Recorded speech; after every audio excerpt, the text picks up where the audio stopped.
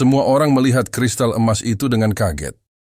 Sebuah perahu mini yang indah perlahan berputar di dalam kristal, memancarkan kekuatan yang menggetarkan jiwa. Pada saat ini, bukan hanya tekanan dari senjata yang dalam, tetapi juga sinar cahaya keemasan yang menyilaukan.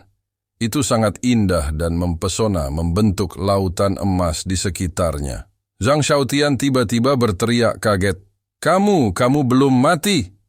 Saat mata semua orang terfokus pada kristal emas, akibat dari ledakan kekuatan pamungkas 3 senjata dalam secara bertahap menghilang. Di siang hari, sosok Li Yunxiao berangsur-angsur muncul, berdiri di bawah cahaya kaca Mountain River Cauldron. Selain Shang, yang sepertinya sudah menduganya, semua orang terkejut, wajah mereka penuh rasa tidak percaya. Mereka benar-benar tidak tahu bagaimana dia bisa selamat dari ledakan yang menghancurkan bumi itu. Kuali ungu di belakangnya perlahan berputar, dan cahaya kaca 9 warna membentuk ruang yang sangat kecil, seperti wilayah senjata dalam sebelumnya. Setiap orang memiliki pertanyaan besar di hati mereka, dan wajah mereka sangat muram. Mereka hanya merasa semakin banyak variabel di ruang ini, dan mereka benar-benar di luar kendali. Pada saat ini, cahaya yang dipancarkan dari kristal emas semakin kuat, seolah-olah matahari telah meledak, membentuk dunia emas cemerlang di sekitarnya. Itu mulai meluas ke segala arah, menerangi semua orang. Saat cahaya keemasan menyebar, aura sakral dan khusyuk juga menyebar. Pada saat ini, cahaya dari semua senjata dalam segera meredup, dan semua wilayah menghilang, kembali ke keadaan normal. Di bawah cahaya keemasan ini, mereka menjadi lembut dan jinak, dan orang-orang tidak dapat lagi merasakan kekuatan apapun. Bahkan Demonic Sky Armor di tubuh Ye Fan telah kehilangan semua Demonic Chi-nya, dan menjadi armor paling biasa di tubuhnya, tanpa cahaya apapun. Lautan emas terus meluas, dan segera bertabrakan dengan dunia kaca 9 warna di Mountain River Cauldron. Itu sangat terhalang, dan tidak bisa bergerak maju, dan terhalang di depan dunia kaca. Ini, apa yang terjadi? Semua orang sangat terkejut, dan mata mereka membelalak. Apa si Kuali Ungu di samping Li Yunxiao? Bagaimana bisa bersaing dengan pesona perahu Nuh? Lautan kemasan dan dunia kaca saling menempel dengan lembut. Di bawah tatapan kaget semua orang, tekanan spiritual yang menakutkan meledak, langsung menghancurkan seluruh ruang. Retakan spasial yang sangat besar muncul, meluas hingga jarak yang tak berujung. Bentrokan kedua kekuatan itu tidak terlalu brutal. Sebaliknya, itu adalah tekanan yang tenang. Setelah retakan spasial meledak, perlahan-lahan ia berkumpul, membentuk 2 dunia berbeda. Salah satunya adalah lautan emas dengan kristal sebagai pusatnya, dan yang lainnya adalah dunia kaca dengan kuali gunung dan sungai sebagai pusatnya. Itu benar-benar sebuah alat saj.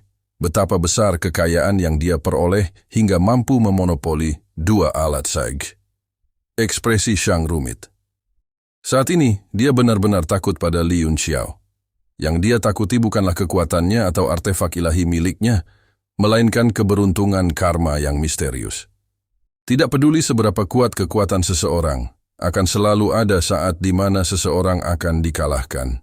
Nasib adalah nasib surga, dan tidak ada yang berani memperjuangkannya. Untuk dapat memiliki 2 artefak suci di era ini, dia harus menjadi orang yang mewarisi takdir surgawi. Kemunculan 2 dunia berbeda membuat semua orang tak mampu bereaksi. Tetapi pada saat ini, bahkan orang bodoh pun akan tahu bahwa kuali ungu di depan Li Yunxiao yang memancarkan cahaya. Kaca 9 warna sebenarnya adalah artefak mendalam. Tingkat tertinggi. Bukankah hanya ada 1 artefak mendalam tingkat tertinggi? Pikiran setiap orang dipenuhi tanda tanya.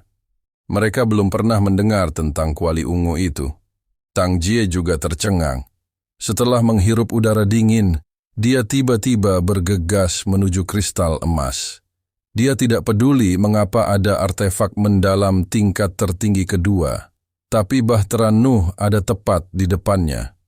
Selama dia bisa mendapatkannya, dia bisa memimpin 4 sekte ekstrem, menyatukan serikat dagang, dan memperjuangkan hegemoni di dunia. Ketika Ye Fan melihat Li Yunxiao belum mati, dia sangat gembira. Dengan teriakan ringan, dia mengejar Tang Jie. Tiba-tiba, demonic sky armor di tubuhnya benar-benar kehilangan daya tariknya, dan dia tidak dapat mengaktifkannya apapun yang terjadi. Tang Jie juga menemukan fenomena ini. Vermilion Bird Saber di tangannya juga sepertinya sudah mati. Tidak peduli seberapa banyak dia menyuntikkan Vital Chi ke dalamnya, itu tidak berguna. Sejalan dengan itu, kekuatannya berangsur pulih pada saat ini. Persetan, beraninya kamu bersaing denganku. Tang Jie berbalik dan berteriak. Dia mengangkat pedangnya dan menebasnya. Meskipun pedang burung Vermilion tidak memiliki daya tarik apapun di bawah pencegahan Bahtera Nuh, Tang Jie adalah eksistensi di puncak alam kaisar bela diri. Ketika dia menyuntikkan Vital Chi ke dalam pedang, itu berubah menjadi sinar pedang yang keluar dari tubuhnya dan menebas lautan pesona emas. Kamu Fan terkejut, cahaya biru menyala di tangannya dan pedang tiba-tiba muncul di tangannya. Dia menggunakan Saint Skill, dan kekuatan aturan yang samar muncul di pedangnya. Dia mengangkat pedang di depannya untuk memblokir. Dentang! Senjata-senjata itu bertabrakan dan suara mendengung terdengar. Keduanya menggunakan berbagai keterampilan bela diri lagi untuk bertarung. Meskipun artefak mendalam di tangan mereka sangat berbeda, mereka bersaing dengan budidaya mereka. Tang Jie jauh lebih kuat dari Ye Fan, dan dia terpaksa mundur setelah beberapa gerakan. Tebasan kekosongan salib hebat. Tang Jie gelisah. Dia mengumpulkan seluruh kekuatannya pada pedang panjang dan menebasnya dengan keras. Meskipun tidak ada pesona pedang yang luar biasa, itu mematahkan pedang di tangan Ye Fan, dan pancaran pedang terus menebas kepalanya. Sinar pedang menghantam demonic sky armor, tapi tidak meninggalkan bekas. Namun kekuatan besar membuat Ye Fan terbang puluhan meter sebelum dia berhenti. Cahaya dingin muncul di mata Tang Jie. Dia takut dia tidak akan bisa membunuh Ye Fan dalam waktu singkat. Lebih jauh lagi, dia menyadari bahwa itu bukan hanya mereka berdua. Semua orang berada dalam situasi yang sama. Artefak mereka yang dalam telah benar-benar kehilangan kekuatannya. Dan kekuatan esensi mereka perlahan pulih. Ini jelas merupakan pertanda buruk. Di kejauhan, Feng Yi, Qing Kecil, dan yang lainnya sangat gembira. Mata mereka dipenuhi dengan niat membunuh. Tang Jie kaget. Dia tidak lagi peduli untuk membunuh Ye Fan dan terbang menuju kristal emas untuk mengambilnya. Kaca, seluruh ruang emas tampak bergetar dan saraf semua orang menegang. Terutama bagi Feng Yi, Qing Kecil, dan yang lainnya.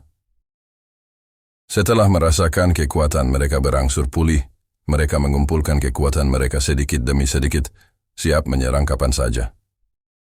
Sejak ke alam artefak mistik muncul, orang-orang ini hampir menangis. Mereka sudah dipenuhi kebencian. Pada saat ini, tubuh mereka terbakar amarah dan amarah, namun kristal emas itu terlalu kuat dan mereka tidak berani gegabah. Semuanya menatap Tang Jie, menunggu kesempatan. Setelah Tang Jie meraih kristal emas di tangannya, lautan emas menyinari tubuhnya hingga tidak mungkin untuk dilihat dengan jelas. Hanya suara bersemangat yang terdengar, gemetar karena kegembiraan saat dia bergumam. Kekuatan, inilah kekuatan. Saya merasakan semua kekuatan yang belum pernah saya rasakan sebelumnya. Apakah ini Bahtera Nuh? Itu milikku. Kamu terlalu banyak bicara omong kosong. Jika tidak ada perubahan lain, Anda bisa mati. Suara Little Qing tiba-tiba terdengar dari langit. Dia telah memulihkan lebih dari setengah kekuatannya. Saat dia berubah menjadi kilat, tidak ada yang bisa mengejar kecepatannya. Dia langsung muncul di belakang Tang Jie dengan ekspresi dingin. Tang Jie kaget. Dia buru-buru berbalik dan mengayunkan pedangnya secara horizontal. Kekuatan petir Little Qing yang kuat membuat rambutnya berdiri tegak. Pedang burung Vermilion menebas tubuh Qing Kecil dengan cahaya pedang. Ia tidak menemui banyak perlawanan dan langsung menyapu besi. Permukaan pedang itu berderak karena kilat, dan cahaya keemasannya seperti warna siang hari. Hati Tang Jie tiba-tiba tenggelam. Tanpa Ki Kaisar Jutian, pihak lain tidak akan terluka sama sekali. Bahtera Nuh, serahkan. Qing Kecil tidak maju terus. Dia hanya mengulurkan tangannya dengan ekspresi sangat serius. Ini bukan sesuatu yang bisa kamu miliki. Berikan padaku dan aku bisa menyelamatkan hidupmu. Ado. Ekspresi Tang Jie berubah dan dia meraung, jika itu bukan milikku, apakah itu milikmu? Bahtera Nuh ini hanya bisa dimiliki oleh mereka yang mampu. Tidak ada seorang pun di sini yang lebih berkualitas dari saya. Dia langsung mengulurkan kristal emas dan berteriak, Bahtera Nuh, artefak yang sangat dalam, lepaskan kekuatannya dan bunuh orang di depanmu ini. Ekspresi Qing kecil berubah. Dia buru-buru mundur puluhan meter dan bersiap. Namun, kristal emas itu masih bersinar dengan cahaya keemasan dan tidak bergerak. Itu tidak memberinya wajah sama sekali. Bahtera Nuh, gilalah. Bunuh dia, bunuh mereka. Wajah Tang Jie pucat dan dahinya dipenuhi butiran keringat. Dia meraih kristal emas itu dan terus mengayunkannya di tangannya. Masih sunyi dan tidak ada jawaban. Petir. Serang aku. Qing kecil menunjuk ke langit. Kekuatan petir berkumpul dan melintas di ujung jarinya. Dia menunjuk ke arah Tang Jie. Petir tiba-tiba bergemuruh dan melesat dengan kecepatan yang sangat cepat. Kekuatannya sungguh menakjubkan. Tang Jie segera merasa seolah-olah dia telah jatuh ke dalam gudang es. Di bawah kekuatan petir, pikirannya segera menjadi jernih. Dia buru-buru melemparkan kristal emas ke arah petir. Pada saat yang sama, dia berteriak, Saudara Shang, selamatkan aku. Dia bergegas ke arah Shang. Jika dia terus keras kepala, dia akan benar-benar mati. Ledakan. Saat petir menyambar kristal emas, hati semua orang bergetar. Kristal itu tidak pecah. Sebaliknya, ia dikirim terbang dengan kekuatan besar dan jatuh di udara. Saat ini, banyak orang tidak tahan lagi dan mulai menyerang. Feng Yi langsung mengeluarkan cincin penjinak binatang, 5 elemen dan menginjaknya. Dia dengan cepat bergegas ke medan perang. Che Shuyao, Yang Zhou, dan Zhang Xiaotian tidak mau ketinggalan. Mereka semua terbang dari jauh. Untuk mendapatkan Bahtera Nuh, selain kekuatan yang besar, peluang dan keberuntungan juga merupakan faktor yang sangat penting. Mungkin itu miliknya. Saat ini, jika mereka masih tidak berani mencobanya, mereka mungkin akan menyesalinya seumur hidup. Shen Feng juga melambaikan tangannya dan terbang bersama burung ular bersayap 9. Sesosok muncul di dekat kristal emas dan langsung meraihnya dengan satu tangan. Dia memegangnya di depannya dan melihatnya dengan tenang. Saat ini, laut emas menjadi lesu, seolah berhenti bergerak. Cahaya keemasan yang menerangi separuh ruang tiba-tiba menghilang. Cahaya keemasan itu hanya seukuran telapak tangan. Seluruh dunia tiba-tiba meredup, hanya menyisakan dunia kaca 9 warna dari kuali gunung dan sungai. Tubuh bagian atas orang itu telanjang, dan tanda di dadanya juga memancarkan cahaya keemasan samar. Itu beresonansi dengan kristal emas di tangannya. Terima kasih telah menonton. Jangan lupa like, share, dan subscribe guys.